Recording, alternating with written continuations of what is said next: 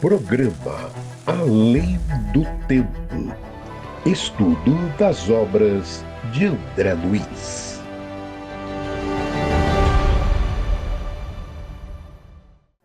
Olá, eu sou Marcos Alberto e a partir de agora, pela Rádio Boa Nova e pela TV Mundo Maior, Além do Tempo, um programa que estuda as obras de André Luiz. E hoje nós vamos estudar o capítulo 17 do livro Nosso Lar, que tem como título Em Casa de Lísias. A gente lembra do capítulo anterior que André Luiz recebe orientações profundamente consoladoras de sua mãe.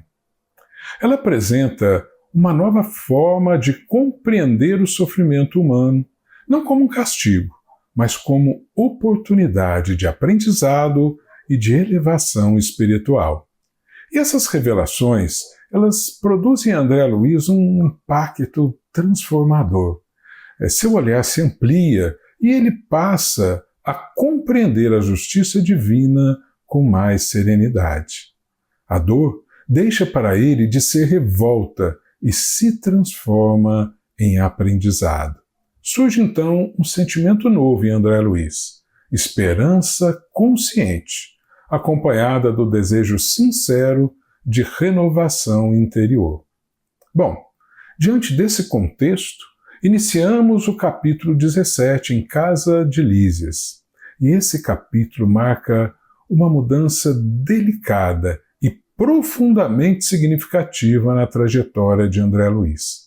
Após aquele reencontro com a mãe, que lhe fortalece o espírito, ele é chamado por Clarencio e recebe uma notícia que toca sua alma com muita intensidade.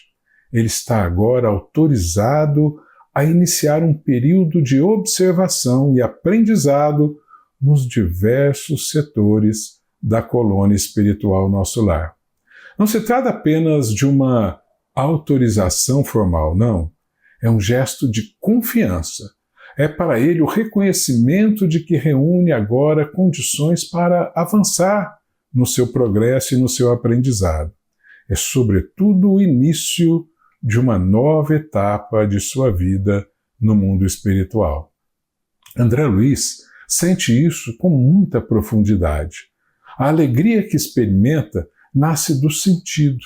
Pela primeira vez, ele percebe que pode sim ser útil.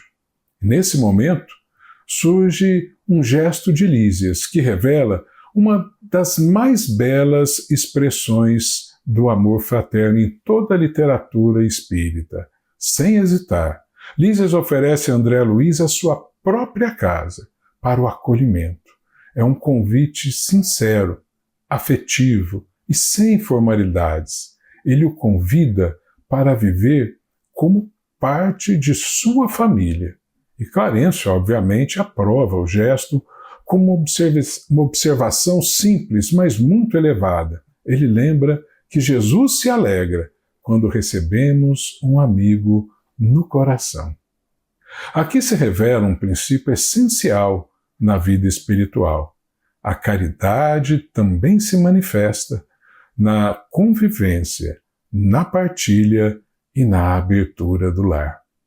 Ao chegar à casa de Lísias, André Luiz vivencia uma experiência que toca profundamente o seu íntimo. O reencontro com a vida doméstica, embora agora seja sob uma perspectiva espiritual. Lembramos que desde que desencarnar, André Luiz permanece cerca de 8 anos no umbral. Depois é recolhido e socorrido em Nosso Lar, onde é acolhido ali no hospital, e não se sabe exatamente por quanto tempo ele ali permanecera. Mas desde o desencarne, André Luiz não se localiza em um ambiente doméstico. A casa é simples, mas é harmoniosa. O ambiente transmite paz e tudo revela equilíbrio e cuidado. É nesse contexto de acolhimento que André Luiz passa a conhecer melhor a história da família de Lísias. Ele descobre que eles viveram aqui na Terra enquanto reencarnados em uma antiga cidade do Rio de Janeiro. Essa informação, embora breve, carrega grande significado. Trata-se de um grupo que experimentou a vida em comum, com suas lutas, seus desafios, e que agora se apresenta harmonizado, unido em um ambiente de elevação no mundo espiritual. Percebe-se que os laços afetivos construídos lá no passado, enquanto reencarnados, foram preservados e sublimados, dando origem agora a uma convivência mais equilibrada e mais consciente. E tem a recepção de Dona Laura, a mãe de Lísias. Ela é de uma ternura comovente. Ela não apenas acolhe André Luiz, ela o integra à sua família. Afirma que na ausência da mãe de André Luiz, ela exercerá perante ele as funções maternais. Não há formalidade nesta fala, há um amor espontâneo e disponibilidade sincera. André Luiz tenta expressar a sua gratidão diante daquilo, mas é imediatamente interrompido por Dona Laura, com leveza e com bom humor. A resposta de Dona Laura revela um traço marcante daquele ambiente espiritual, a naturalidade na vivência do bem. O amor não busca reconhecimento, ele se manifesta com simplicidade, se mostra em valores. Ali, a convivência familiar, a cultura, a estudo e a arte. Os livros que André Luiz encontra ali são livros de uma matéria elevada. A literatura não alimenta desequilíbrios. Existe um critério moral que preserva a harmonia de todo o ambiente. A arte assume uma função educativa e espiritual. E um detalhe simbólico chama a atenção de André Luiz: a presença de uma harpa. Longe de representar fantasia, ela aponta para uma realidade muito mais profunda. A música existe, mas exige sensibilidade para ser percebida. A elevação espiritual amplia a capacidade de sentir o belo. A boa música exige sensibilidade para ser percebida. O momento mais marcante do capítulo, no entanto, ocorre quando da oração em família. É aquela oração coletiva que ocorre em nosso lar, que todas as famílias congregam aquele mesmo instante. Não é um ato mecânico, é uma vivência espiritual intensa. A música suave, um ambiente recolhido e a visão do quadro da governadoria criam uma atmosfera de profunda conexão com o divino. André Luiz descreve que sua alma se ajoelha interiormente. E essa imagem que ele traz revela um movimento íntimo de reverência de André Luiz. É o reconhecimento sincero da presença de Deus. É gratidão, é pertencimento. Nesse instante, André Luiz não é mais aquele espírito perturbado que chegou à colônia. Ele começa a se integrar, começa a sentir que encontrou um lar em nosso lar. Esse capítulo não trata, portanto, apenas de uma mudança de residência. Ele trata de uma reconstrução para André Luiz do sentido de família, da continuidade dos laços afetivos além da vida material e da inserção do espírito em um ambiente onde o amor, o trabalho e a espiritualidade caminham juntos. É um caminho de acolhimento, é um capítulo de recomposição interior. É o início de uma vida nova, sustentada pelo conhecimento, pelo afeto e pela vivência sincera no bem. Várias lições nós podemos tirar deste capítulo à luz da doutrina espírita. Observamos neste capítulo que André Luiz recebe a autorização para circular por determinados ministérios, com limitações, a ordem, a hierarquia e a progressividade no acesso ao conhecimento. Esse ponto encontra correspondência direta no Livro dos Espíritos, quando trata da diversidade de condições espirituais. Aprendemos das questões 114, 127 e 268 de O Livro dos Espíritos que os espíritos não podem saber tudo. Seu saber é relativo ao grau de perfeição que tenham atingido. À medida que se depuram, eles vão adquirindo novos conhecimentos.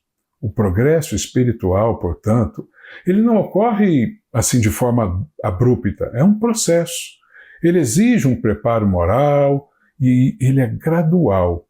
O acesso às responsabilidades se dá passo a passo. Lísias, no capítulo, convida André Luiz, como vemos, para viver em sua causa, e Dona Laura o recebe como filho no lar. O acolhimento não é assistencialismo, é fraternidade viva. E esse ensinamento está também no núcleo da moral espírita. Se formos no Evangelho segundo o Espiritismo, a gente vai ler: fora da caridade não há salvação. E a caridade ali é definida com muita clareza. Agora, no Livro dos Espíritos, questão 886, a caridade é benevolência para com todos, indulgência para com as imperfeições alheias e o perdão às ofensas. O acolhimento da família de Lísias traduz essa definição. Não há julgamento, há abertura sincera do coração. Vemos ainda que a família de Lísias vive unida ali na colônia espiritual. Os vínculos afetivos criados na vida de reencarnados aqui na Terra, lá na cidade do Rio de Janeiro, ela criou vínculos afetivos que permaneceram e agora ainda mais equilibrados e mais conscientes. Esse princípio é amplamente tratado no Livro dos Espíritos, quando ele nos ensina que os laços de família não são destruídos pela morte, são apenas enfraquecidos e durante a vida corporal, e que os espíritos se reúnem por simpatia e por afinidade de sentimentos. Isso nós aprendemos ali nas questões 291 e 774 do Livro dos Espíritos. A narrativa do capítulo confirma esse ensinamento. A família não se dissolve, ela se reorganiza segundo a afinidade moral. Bem, vemos no capítulo também que na casa de Lísias há harmonia, arte elevada e literatura edificante. Não existem produções que alimentem desequilíbrios. No livro O Céu e o Inferno, especialmente na sua segunda parte, aprendemos que o meio em que o espírito se encontra está sempre em relação com a natureza dos seus pensamentos, o que mostra a necessidade de termos pensamentos elevados, cultivarmos uma arte elevada, uma literatura edificante, para podermos nos localizar em meios espirituais mais elevados. Não só depois de desencarnados, mas também aqui. Atraímos para nós a companhia de espíritos superiores que se liguem àquela arte, a tudo aquilo que nós estamos vivenciando no nosso dia a dia. Lá no mundo espiritual, o segundo capítulo nos mostra a presença da música, da harpa e do ambiente artístico, que nos indica que a arte, no plano espiritual, ela tem uma função educativa e elevadora do espírito. E é esse entendimento que está também em harmonia com o Livro dos Espíritos. Em resumo, a questão 251 do Livro dos Espíritos, nós temos que a música exerce grande influência sobre a alma. Ela pode elevá-la ou rebaixá-la. A arte, quando alinhada ao bem, torna-se instrumento de crescimento espiritual. Bem, também neste capítulo, Clarence orienta André Luiz a não perder tempo e a instruir-se. O Livro dos Espíritos, nas questões 192 e 776, nos ensina que o progresso depende do empenho pessoal. E o mesmo empenho pode abreviar a duração das provas do espírito. Não há evolução sem esforço consciente. O convite ao aprendizado é uma responsabilidade. Bom, nesse capítulo a gente vai ver que traz muitos exemplos dos ensinamentos de Jesus. Por exemplo, a atitude de Lísias ao convidar André Luiz para viver em sua casa e a recepção de Dona Laura, que o acolhe como filho, traduzem o amor vívido e vivido de forma concreta. Este comportamento encontra correspondência direta às palavras de Jesus quando ele nos diz: amai-vos uns aos outros como eu vos amei. Lá em João, capítulo 13, versículo 34. E também quando diz: quem vos recebe, a mim recebe. No Evangelho de Mateus, capítulo 10, versículo 40. O acolhimento não é apenas um gesto social, é vivência espiritual. Receber alguém com amor é receber o próprio Cristo. E a gente vai ver também que Dona Laura acolhe André Luiz sem permitir que ele a agradeça formalmente. O bem é feito com naturalidade, sem expectativa de reconhecimento. Esse comportamento também está em perfeita sintonia com os ensinamentos de Jesus. Jesus diz ali no Evangelho de Mateus, capítulo 6, versículo 3, quando deres esmola, não saiba a tua mão esquerda o que faz com a direita. O bem verdadeiro não busca retorno, ele se realiza pelo próprio valor do amor. Bom, Clarencio também orienta André Luiz a aproveitar o tempo e dedicar-se ao aprendizado. O progresso exige disciplina e exige empenho.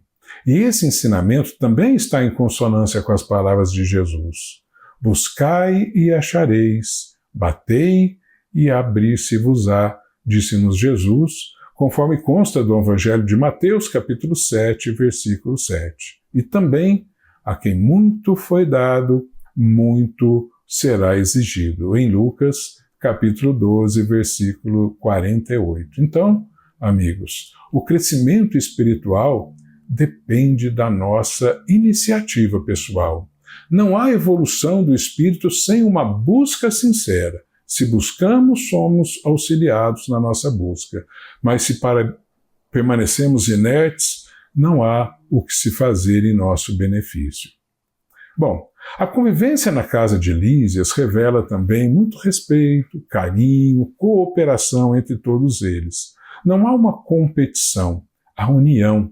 Esse ambiente traduz fielmente o ensinamento de Jesus. Ele diz assim, lá em João 13:35, nisto conhecerão todos que sois meus discípulos, se vos amardes uns aos outros. A fraternidade certamente não é um discurso, é prática diária nas relações mais simples da vida. Bem, agora nós podemos tirar deste capítulo também muito aprendizado para a nossa vida no cotidiano, né? Primeiro, o acolhimento e convivência fraterna.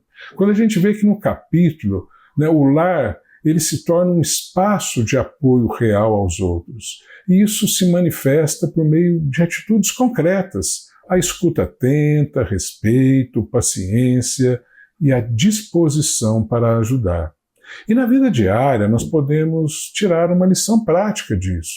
Receber alguém com dificuldades, oferecer atenção verdadeira, evitar julgamentos precipitados e cultivar um ambiente de segurança emocional na nossa casa, no nosso lar.